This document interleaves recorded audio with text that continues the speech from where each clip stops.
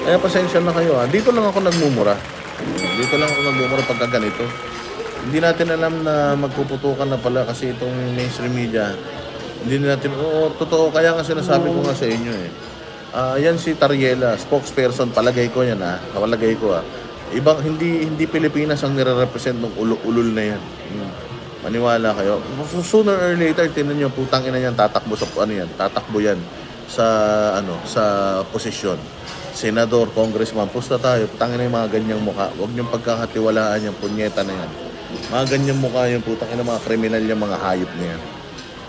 Thank you very much, Swarovski. Dito lang ako nagmumura pagka ganito. Kasi pagka tinatarantado talaga tayong mga Pilipino. Alam mo, kung walang SMNI, wala na. Putangin na sigurado. Maniwala kayo. Wala nang nangyari sa Pilipinas. Mabuti na lang talaga may SMNI. Kung sino yung gusto di magpunta sila, totoo. Ano sabi ko nga sa inyo usually yung mga natin, yung mga aktivista natin dito sa Pilipinas, usually matatapang yan na tumitilig sa gobyerno. Tingnan mo ngayon, wala sila. Noong last week, uwi ako ng Cavite, nasa airport ako, pinunood ko kayo dyan sa Hong Kong. Sabi nung nakatabi ko sa waiting area, sa airport, Maka-Duterte daw ako. Sagot ko, why? Masama ba? Hindi nakasagot. Oo, murahin mo. Sabi mo, oo, butangin mo. Nakinabang ka rin kamo sa Duterte. Patay ka na ngayon, kamo, kung hindi Duterte ang presidente ng pandemya.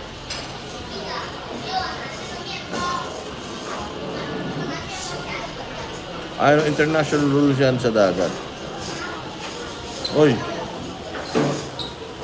gising ka na? Ha? Gising na. Oo. Gising na si Banat. Kape, ayan, magkape ka na.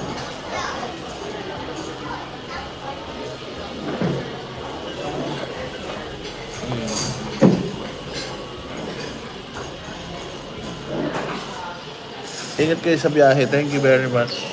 Mag-iingat kami. Ito pa naman, hindi pa naman di marunong lumangoy. Ayaw mo na si Banat kasi mag 10 o'clock kami. No, kakagising lang yan. 10 o'clock. Kasi anong oras ba? Kaming tatlo, kumain pa kami alas 12 ng madaling araw sa sa street food ba. So, nag-street food pa kami. Ingat and enjoy Macau. Thank you. Magbe-breakfast lang yan. Magkakarne breakfast lang yung ating boss sa Banat. And then, ready na tayo. Hindi ako kasi kahapon pa ako nag-impake. Ang ginawa ko, meron akong maleta. Nilagay ko na lahat ng mga hindi ko nagagalawin sa maleta. Tapos yung backpack ko, yung mga gagamitin ko for Macau. Yun na nandito hanggang sa makauwi ako ng Pilipinas. Ang aga, tanghal. Oo, maaga. Sobrang alam nyo. Ito si Banat Bay, never yan gigising ng maaga. Gigising yan ng maaga pag may hearing lang yan sa korte. Never mo yan mapapagising ng maaga. KOJC lang ang nakapagpagising sa kanya ng maaga. As in, KOJC lang. Kasi si Banat Bay, nocturnal yan Sa gabi yan gising.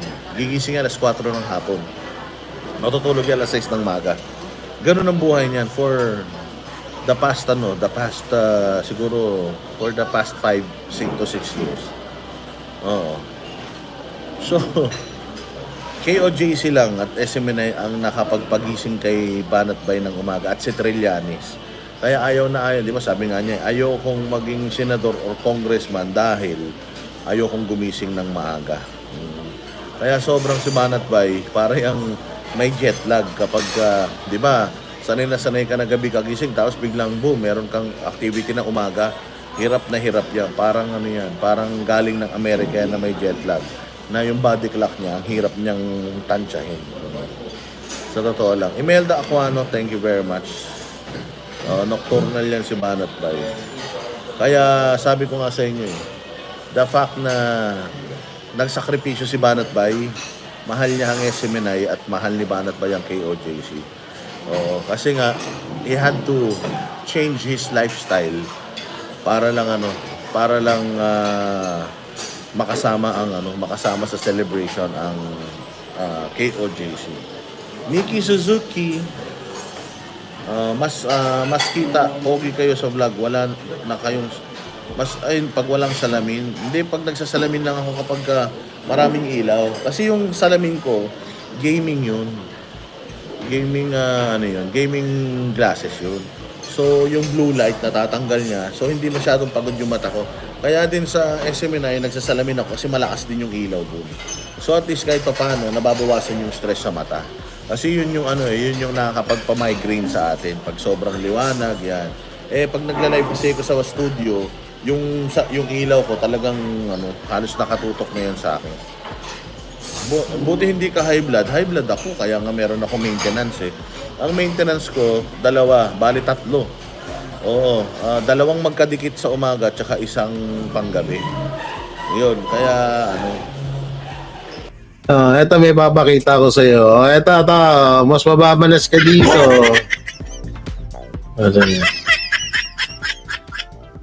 May ano siya dito, may sinasabi niya. Former President Duterte, bakit daw ganyan? Kumakanta na naman to. Ano na kaya kinakanta nitong mga hayop na to? Grabe, no? Kantang-kanta ka na ba? No, ito, panoorin natin. Ang paborito ng lahat. Ang pinakabobo. Ito na, ang master ng kalahatang bobo. Ito na. Oh, sabi niya, former President Duterte, bakit ka ganyan? Ba mo, nagtatampo ka na, may kabe? Alam nyo, nakakalungkot, Opo, nakakabahala, opo, at nakakatawa na rin. opo. Itong huling sinabi po ni dating Pangulong Duterte na alam daw niya kung nasaan si Apollo Kibuloy. Ay, naku! Putay na. Sineryoso mo na. Sabi ko lang hindi ako nagkamali eh. Sabi ko, tanga na, siseryosohin na naman ni Mike Abby yung sinabi ni Hardy. Ayun. Nakakalungkot. Nakakaano. Ulit natin. Nalulungkot daw siya na nakakatawa. Alam nyo, nakakalungkot, Oh, bakit? nakakabahala, Oh, dahil at nakakatawa na rin. bakit nga? Itong huling sinabi po ni dating Pangulong Duterte Oh, na alam daw niya kung nasaan si Apollo Kibuloy. oh ano naman? Kita nyo, si Tingnan. Duterte dating Pangulo ng bansa, alam niya Oh. ang mga batas. Alam na, bakit? Alam naman namin. Oh, alam niyo daw mga batas, ito na naman tayo. Ito na naman tayo sa rule of law. Ito na naman si rule of law, ha? Dating abogado, prosecutor, alam niya ang batas. Oh, ngayon, Si Kibuloy hinahanap kasi merong court order, merong warrant of arrest. oh, Mga ngayon, nakapile na kaso sa Pasig Regional Trial Court at sa Davao Regional Trial Court na ililipat dito sa Quezon City Oh. sa order ng Korte Suprema. oh, tingnan niyo. Oh, di, sige pa, ikwento mo pa, bakit nagkakaso pa ulit si Pastor? Nabibiting kami, naninibago kami sa Mike Abe. Ganyan ka lagi, kada may topic ka kay Pastor Apollo Kibuloy, ikinikwento mo pa ulit, nung paulit-ulit kung paano nakasuhan at kung saan yung kaso. Gago! Oh, okay. Oh. Sexual harassment. Oh, di ba? Yun! Salamat, kinwento mo ulit! Diba? Oo, yan ang gusto ko sa'yo, kinukwento mo. Oh, Sexual abuse. Oh, yan ng pa. mga kabataan. oh ano pa? Human qualified youth. Putang ina to nga ito to. Kada iko-content si Pastor Kibuloy, ay kukwento kung saan nakasuhan, kung ano yung kaso, kung saan ikakaso, kung saan nilipat, hayop na yun. Sabi ko sa inyo hindi lahat ng bobo nasa social media. Yung iba nasa bahay nila. Gago! Katulad nito, nasa bahay nila. Hayop ka. Human trafficking na kaso dyan sa Pasig Artese at mga kaso sa Estados Unidos. Di ba? Tapos sasabihin ng dating Pangulo at abogado na si Duterte na alam niya. Alam nyo, para po sa inyong kaalaman. So, ano Ang yun? taong bayan o mga Pilipino, Oh, kung totoong Pilipino ka oh. at may malasakit, dapat Ikaw may kabi, totoo ka ba? Puta na, ano ka lang, papit ka lang dati. Dati, nasa unang hirit ka lang, ah. tulong tayo sa mga otoridad sa pagpapatupad ng batas. Oh. dapat tayo may respeto sa mga batas ng Pilipinas. O ngayon, At ang pagrespeto at pagtulong ay yung huwag mong pagtakpan ang isang tao na pinaghahanap ng batas. Kung alam mo kung saan, dapat kumbinsihin mo na siya surrender. O dapat magmalasakit ka sa mga otoridad, ituro mo siya para mahuli. Kasi ang pag-aresto sa kanya legal. Under court order, warrant of arrest. Pero kung ikaw ay Pilipino, abogado ka at dating Pangulo, sinasabi mo alam mo, so hindi ka nagmamalasakit sa batas. Hindi ka nagmamalasakit. unang-una, yung hiwa sa leeg, bakit daw may nagtatangka sa buhay ni Vice President BP Sara? Dapat daw explain daw 'yun. Ngayon, yung joke ni Pastor. Ay, banat bay. Naku, may kasalanan ka, banat bay. Isum mo yung mukha, Jay. Walang zoom dito eh. Nasusum ba to? Walang zoom dito. Nasusum ba to? Wala. Ito ba yon? Walang zoom dito eh. Quality, playback lang. Oh, ito, ano ba to? Malasakit sa gobyerno. Walang zoom eh. Oo, walang zoom talaga. Sorry.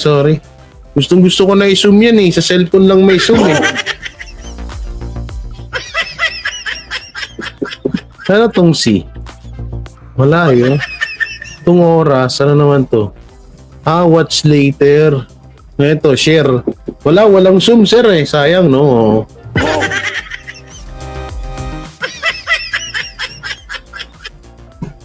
O ngayon, sige, kwento mo. Diba, ayaw mo kay Pangulong Marcos. Kaya ayaw mong tumulong sa mga otoridad na ituro at mahuli or mag-surrender ang pinaghahanap ng batas. Hindi lang si Kibuloy, kahit sino.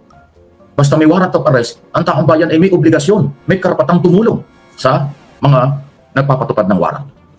Yun po yung nakakabahala. Dating Pangulo, alam niya yun eh. Abogado yun eh. Nasaan ang pagmamalasakit sa batas at sa pamahalaan kung alam mo pala hindi mo maituro, alam mo hindi mo balang makumbising. Ako na magtuturo. Alam ko kung nasan si Pastor Apollo Kibuloy. Guys, gusto niyo bang malaman na talaga kung nasan si Pastor? Hindi, ito seryoso tayo ha. Gusto niyo malaman na kung nasan si Pastor Apollo Kibuloy? May kabe, gusto mo ba talagang malaman? Tawag ka sa akin ngayon. Sasabihin ko mismo sa'yo. Hindi, sige. Para para magkaalaman na. Full screen, naka-full screen na nga ito eh. Yan full screen. Yun. Tapos, anong gagawin? Pag nakaganyan, anong gagawin? Dito. Wala. Yan, ganyan. Tapos, asan yung rito? Wala eh. Ganyan lang. Alam mo kasi ang pwede natin. Ganun lang talaga siya eh. Ganun lang talaga. Kaya niya na Gusto niyo ba isabihin ko na? Gusto niyo sabihin ko na kung nasan si Pastor? Tayo na para matahimik na to. Wala nang katahimikan buhay nito. Hindi naaawa na rin ako kay Mike Abe. Masyado na siyang depressed. Gago! Sir Diego, sabihin ko na ba? Para manahimik na to, masyado nang depressed to, nakakawa. Gago! Nakakawa naman. Alam mo ba kung nasan si Pastor Apollo Kibuloy? Alam mo baka pag sinabi ko, magulat ka, may kabi. Gago! Pero ito, bago ko sabihin hindi kaya, ito lang may mga tumatakbo lang sa kaisipan ko. Kasi nagtataka talaga ako. Kasi sabi niya sa mga vlog niya, ang vlog niya daw ay para lang daw magbalita ng katotohanan sa mga kababayan at kapwa niya Pilipino. So maganda yung hangarin ni Mike Ube, no? Ang pinagtataka ko lang, bakit parang atat na atat siyang mahuli si Pastor Apollo Kibuloy? Hindi kaya may tanong lang naman may kabi Hindi kaya may may tawag dito, hindi kaya maambunan ka rin kapag nahuli si Pastor tapos nakuha yung patong sa ulo ni Pastor Kibuloy?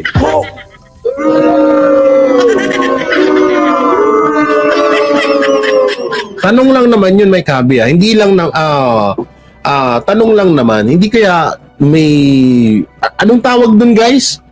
May parang may makukuha ka doon. Anong tawag doon?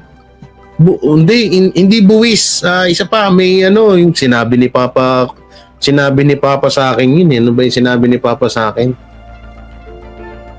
Oh, ano yun? Merong personal. Hindi. Yung kapag may share, hindi pa, isa pa. Oh, may bounty, hindi ba? Isa pa. Budza. Pabuya, hindi. Yung halimbawa, halimbawa kapag nagbenta sa sasakyan, sa kotse, pag nagbento ka, komisyon! Gago! Hindi tanong lang, Mike Abby, hindi kaya may komisyon ka?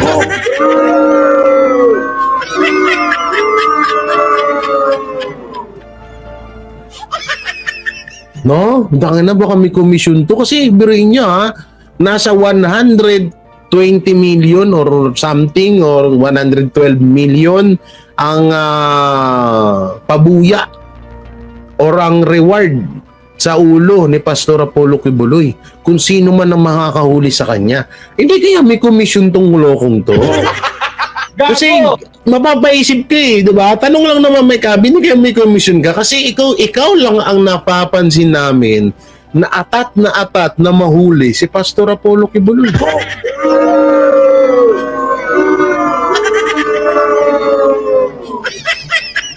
Yung profit pwede rin, di ba? Grabe ka. Di ba? Ang daming pong mga si Risa, di ba dati pinagbibintangan natin pero ngayon medyo tumigil na eh. Oo, pero eto po talaga walang kasawa-sawa. Iba talaga may kabe ang nagagawa ng pera, no? Di kaya ito payo ko lang talaga. Kaya alam niyo kung bakit namin eto para sa akin alam niyo kung bakit ko palagi sinisita yung mga taong peke na nakapali na napaka ang tawag dito? Nakapaikot. Na umiikot or nakapaikot sa mga Duterte or kilala natin na mga Duterte supporter.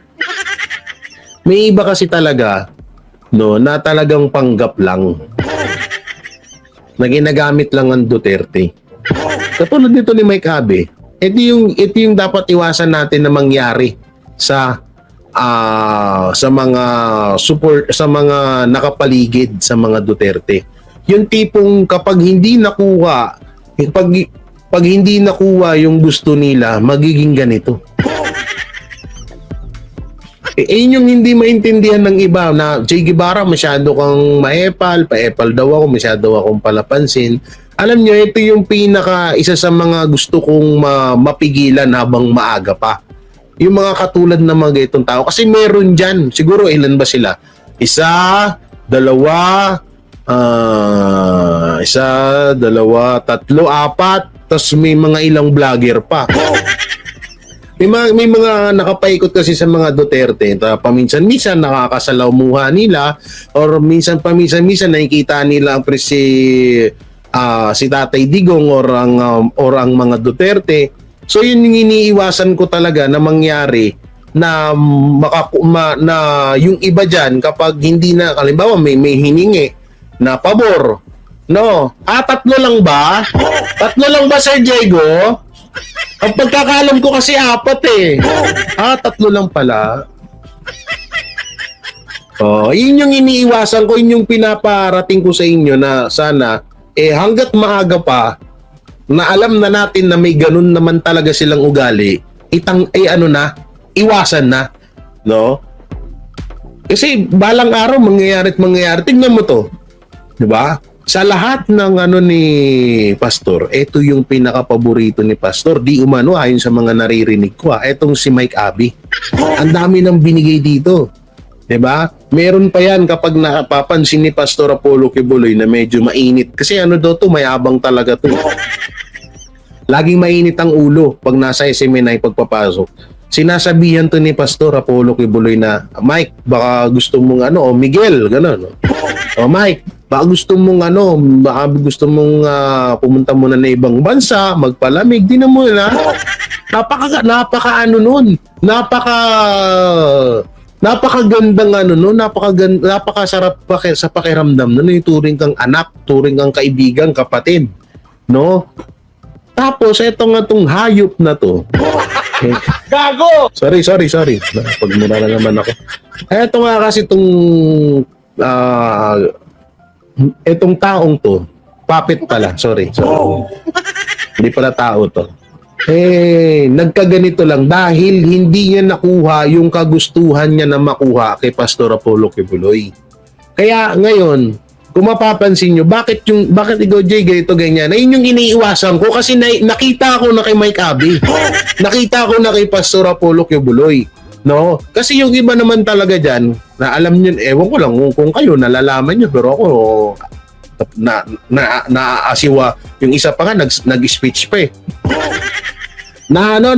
Naasiwaan ako sa kanila, yung tipong Duterte. Pero puta na, kapag hindi mo nabigay mga gusto ng mga yan, puta na, magiging Mike Abby yan. Magiging Mike Abby version yan. O kaya meron din girl version, may gurang version, may attorney version, kanya-kanyang version yan eh, ganun no. Kaya kami, inaano namin talaga eh, talagang,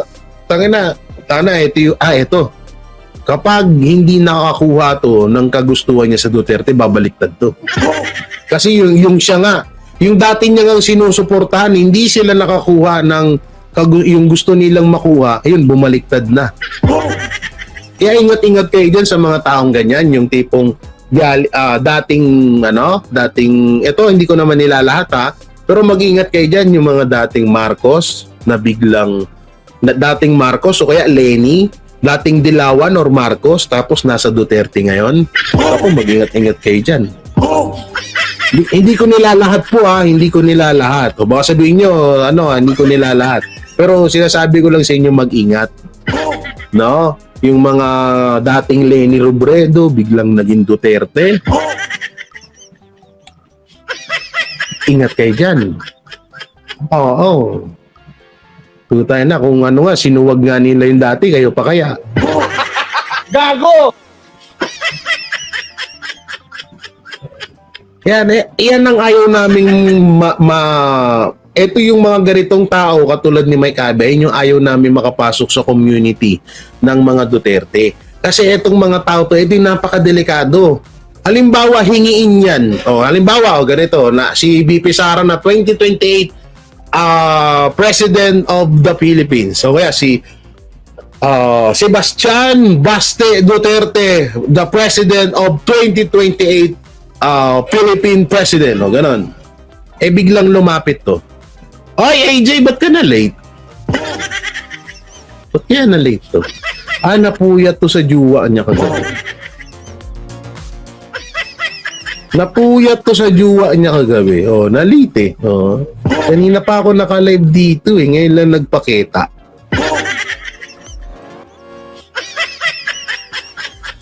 Halimbawa, presidente na si Mayor Baste, no? Si Sebastian, o kaya si BP Sara. Biglang lumapit yung mga gitong tao. President Inday Sara o President Basti Duterte. Baka naman pwedeng bigyan nyo ako ng slot dyan sa gobyerno. Gago! O kaya pengin 10 million. Gago! Hindi na pagbigyan. Ayan na, naging may kabi na. Gago! Ayun yung hindi ayun yung hindi gets ng iba dyan. Akala nila, porket sinita mo yung isang tao, akala nila, puta na, ba't mo sinisira yung community? Yun ang tawag sa akin ngayon eh. Yun yung tingin sa akin ng iba. Porket sinisita ko yung iba, akala nila, anti-Duterte na ako.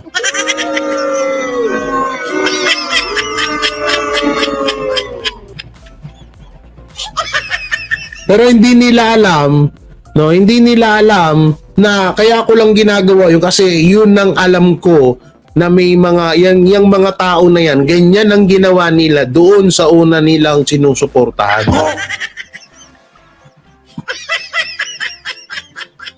Pwede si Abe mag-Metroid. Tanod, pwede naman tanod ah. Wag naman Metroid, Sir Diego. Nakabarong oh. Ganda-ganda ng barong eh. Kulay brown pa. Violet. Wag naman. Kawawa naman. Diba? Kung tayo na, eto yung iwasan nyo, putang ina. Eto ha, grabe ang tulong na ibinigay dito ni Pastor. Puro tingnan nyo. Kung gaano niya walang hayain si Pastor Apollo Kibuloy. Diba? Ang lupit, diba? Gustong-gusto nyo nang mahuli. Hindi, nandun na tayo eh. Sige. Patay na itong hype to si Mike Abby. Siseryosohin ko to. First time, Mike Abby ha, first time kitang siseryosohin.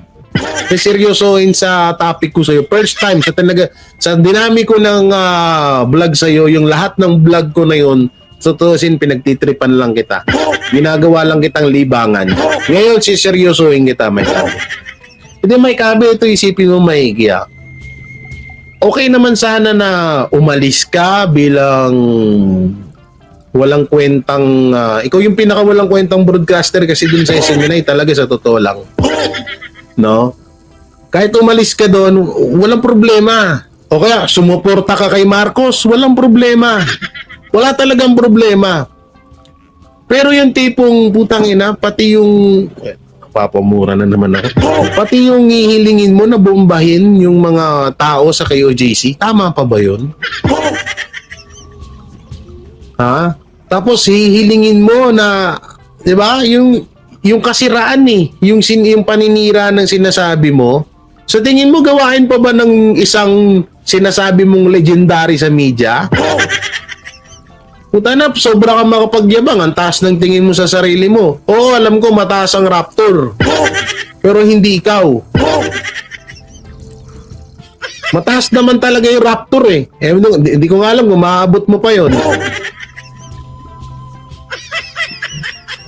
Okay naman na maging Marcos kayo. Wala naman nakikailam sa'yo eh. Di mag-Marcos supporters ka, pero yung magbahatid ka ng ka-fake newsan, puta na. Di, eto, seryoso, Mike Abby bihirang magseryoso ang mga komedyante. Tandaan mo yan. Pag nagseryoso na kami, doon ka na matakot. Alam mo, Mike Abby, yung mga ginagawa mong ganyan, puta na kapag binalikan ka ng karma, triple. Gago! Hindi, may kabi, totoo yan. Tapos inihiling mo pa na may mga mamamatay, may kabi. Naku po, ang karma mo niyan, hindi lang triple. Baka ultimong nakabaon ka na sa lupa, tutangin na, nasasaktan ka pa rin. Baka ultimong libing mo na bakit nagtataka ka, kaluluwa ka na nga lang, pero bakit may nararamdaman ka pa rin sakit? Ayun yung masaklap doon, may kabi. Tanga na, mahirap yun. Tanga na, kaluluwa ka na nga lang, tas nakakaramdam ka pa ng sakit.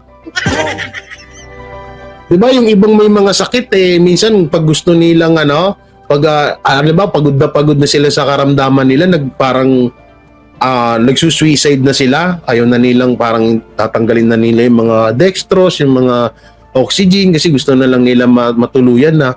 Putang ina, Mike Abby, baka mangyari sa iyo kaluluwa ka na nga lang, pero nung kung ano yung sakit na naramdaman mo nung buhay ka, yun pa rin yung sakit na nararamdaman mo nung kaluluwa ka na. Gago! Hindi, ang sakit nun, putang ina. Habang talagang habang nararamdaman mo pang puta na, sinasaktan ka pa.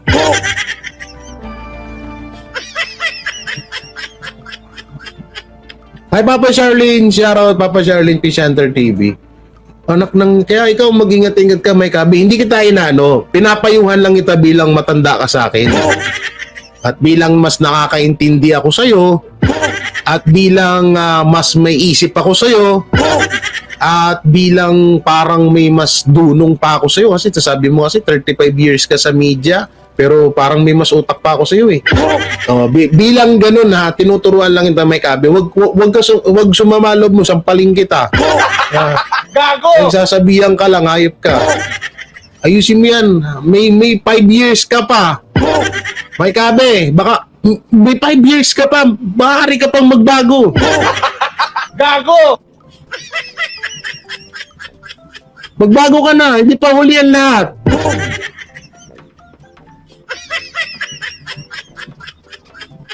Tsaka minsan ayaw din ni Satanas na may matigas ang mukha na may matigas na mukha na pupunta dun sa kanya. Minsan gusto niya rin yung medyo under niya kasi baka ultimo si Satanas hindi ka tanggapin. Gago!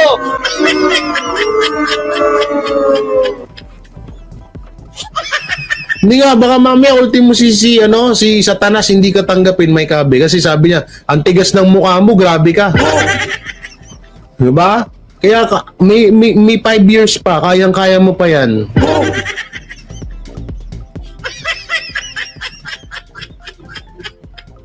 Oh, magkano ba gusto mo para magbago kang hayop ka?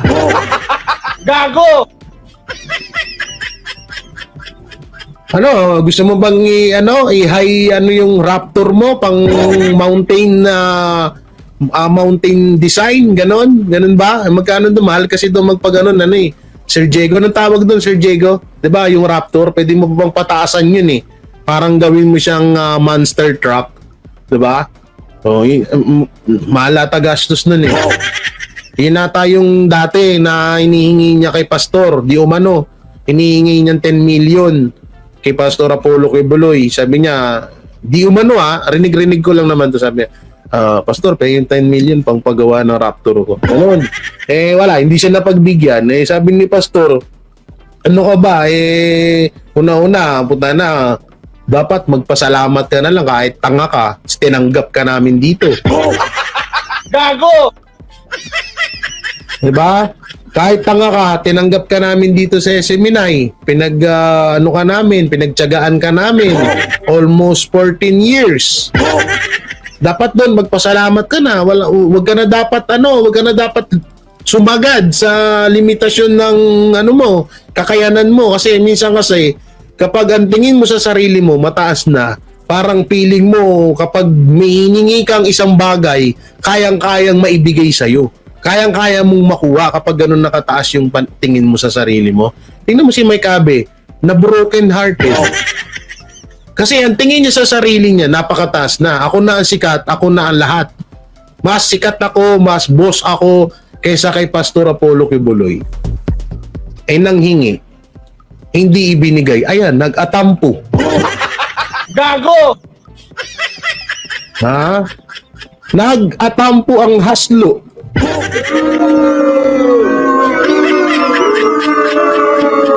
Ayun, yun yung sinasabi ko, baka gusto gawing 6x6 yung Raptor, diba?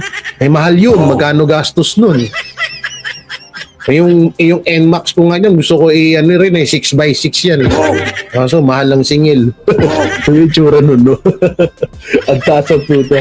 Ayun ka niya. No, diba? Yan ang kaya ako minsan talagang di ko alam kung kanino ko to narinig na talagang tinatak ko sa isip ko na balang araw yung kung ano yung biyaya or biyaya naman tawag doon, kung ano yung blessing na nakakamtan na iba na makukuha ko rin, pero itatatak ko sa isip ko at sa puso ko na never akong magiging yung mataas yung tingin ko sa sarili ko. Kasi yan ang nakakasira sa tao. Yan ang pinaka nakakasira sa mga tao, no? Na tingin mo sa sarili mo sobrang taas mo na, sobrang ikaw na lahat, magaling ka na, no? Ikaw na yung parang wala nang tatalo sa'yo. Doon ka bumabagsak kadalasan. Kaya tingnan mo si Mike Abe, yun ang tingin niya sa sarili niya.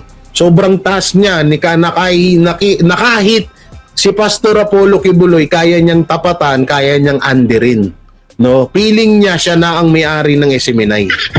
Feeling niya siya na ang pinakamagaling na broadcaster sa buong Pilipinas. Feeling niya siya na yung pinakamagaling na naging media or nagkaroon ng karanasan bilang media outlet. Gago! Hindi, naging media, 'di ba? O tignan nyo. O hindi niya nakuha yung kagustuhan niya kasi feeling niya sa sarili niya, napakataas niya na. Ayan. nabaliw. Gago! Diba? Know his job. Oh. His job, diba? Sabi niya. Ito yung kinakatakot ko sa lahat na mangyari sa akin. Sabi ko, kaya anytime na may blessing na dumarating sa akin, tinatatak ko talaga sa isip ko na ako pa rin to. Lagi pa rin nakaapak yung paa ko sa lupa. Ni minsan hindi aangat yan. Nananatiling nakadikit sa lupa yan. Kahit anong blessing na dumating sa akin, yun lagi kong tinatatak sa isip ko. Yun lagi yung talagang ginagawa kong para, kasi hindi mo talaga mamalayan yung pagbabago mo eh. Kapag ang tingin mo, mataas yung tingin mo sa sarili mo, hindi mo mamalayan yun. Ganyan si Mike Abe.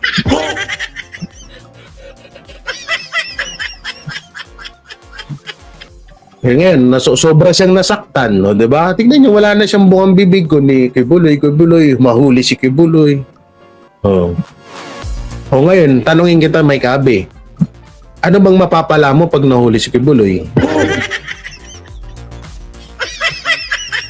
Ito pa isa pang tanong. Kapag nahuli ba si Kibuloy, diyan mo mapapatunayan na isa kang magaling na vlogger?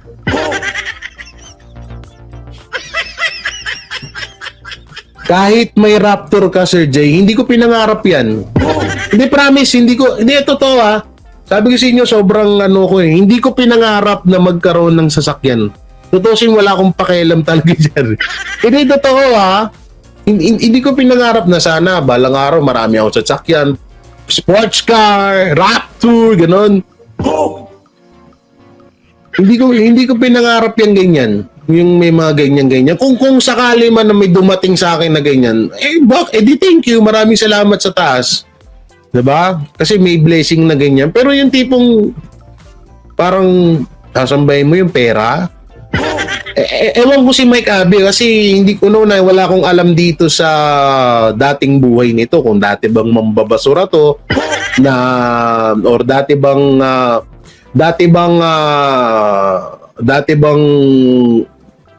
rugby boy to na nakuha lang ni pastor tapos ayun tinanggap sa SMNI, hindi ko alam kasi si pastor kasi kahit anong tao ka tatanggapin ka nun eh, ganun kabait daw yun eh, yun yung sabi dun ng mga mga naririnig kong dun malay ba natin kung baka dating rugby boy to, snatcher sa Quiapo, no, hindi natin alam. So kaya talagang makakapagtaka sa magtataka ka sa kanya na ba't siya nagkaganyan talaga. No, kawawa naman, no? Biruin mo, no? Kung kailan ka naging matanda, doon ka naging tanga. Gago! Malayo na ba ako? Sorry na. Malayo na pala ako eh. Gago! Ano to? Goat Spear. Shoutout boss from Portland with love. Wow. Sana all. Dating barbero yan. Mahilig sa kwentong dating barbero. Siguro ikaw yung nagugupit sa mga Shaolin Temple, no? Gago! Siguro, no? Siya, no? Walang style yung gupit. Puro kalbo lang. Tingnan mo siya kapag nagkukwento. Wala siyang ebidensyang pinapakita, puro kwento lang. Gago! Hay, nako Mike Abe. Mike Abe, may panahon ka pa. Pwede ka pa magbago, uy. Anak ng teteng. Bago-bago, may time ba? Bago-bago. Tingnan mo yung views mo, 12 hours. So, may pinakita na naman siya. Yan na naman, Ano naman ito pinakita? Ano na naman ito pinapakita mo to? Patuloy ang paghina ni BP Sara. Ito na ang resulta. O tuloy daw paghina. Ano naman kaya to? Ano yung trophy dun sa likod? Ang daming trophy pala ni Mike Abe sa likod, Marami rin niya sa Quiapo.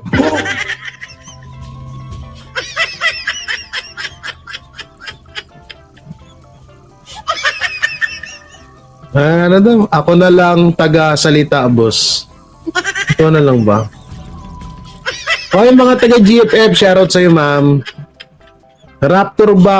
Raptor tawag ng mga European dyan, Japanese rice cooker.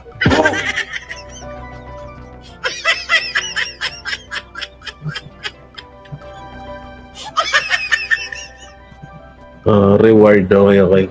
Yan ko na kay Mike Abby, yan nyo na. Umabas ka pa rin diyang hayop ka, oh. Putangin na, sinabi na nga ayaw ko na nga sa iyo, eh. Lalabas ka pa rin diyang hayop ka. Ano pa ba yung tatapik natin?